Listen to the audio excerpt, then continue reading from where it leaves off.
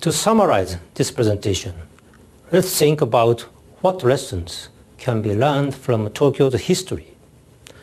In the post-war period, Japan learned that the natural tendency of the metropolis is towards concentration. Counteracting this force became the key point of policy development. In 1970, Prime Minister Kakuei Tanaka announced his proposal for remodeling the Japanese archipelago. The aim was to tackle the unipolar concentration in Tokyo. He argued strongly for balanced development. But the status of Tokyo was not changed, and the concentration of resources there continued. How did Japanese policy deal with this? People believed in the idea of decentralization, but the actual thrust of policy was simply to deal with the problems that concentration created.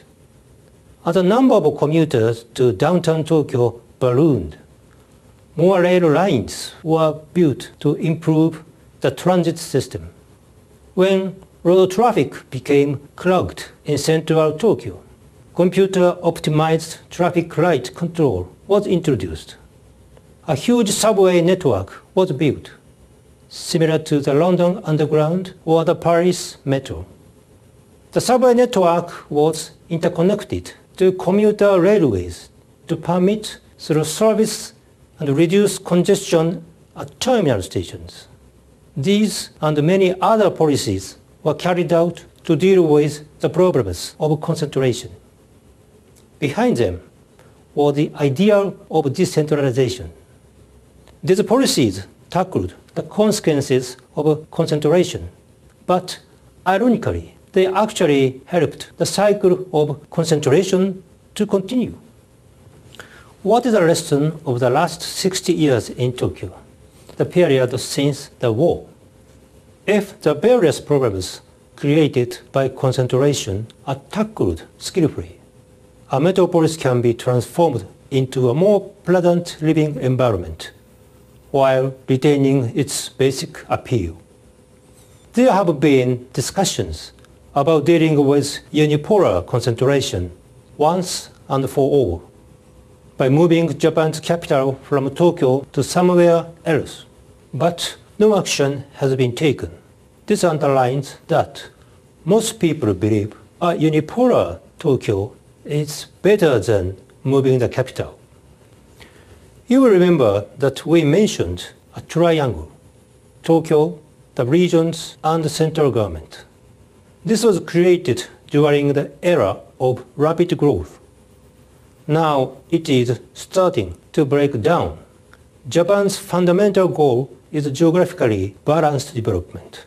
But the breakdown of the triangle makes this more unlikely.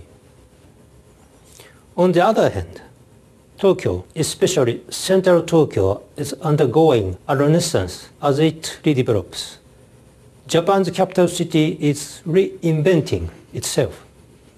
That's the outcome of a choice made by the nation after the bursting of the economic bubble.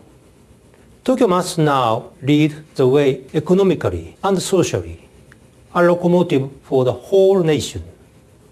One of the symbols of the decentralization policy was a law enacted in 1959. The aim was to deter concentration in Tokyo's central 23 wards by forbidding the additional construction of factories and universities. In November 2002, this law was repealed in order to revitalize central Tokyo. But today, Tokyo's problems are not solved completely. The long-cherished goal of balanced national development is being abandoned, but there is no alternative vision for the regions and no sense of direction. So, what are the issues that Japan's urban policy will continue to face? Japan's policies favoring industry, city planning that favors individual property rights. Then there is the unique Japanese pattern of policy implementation and public expectations. policy ideals are highly regarded, but when it comes to implementation, practical requirements take priority.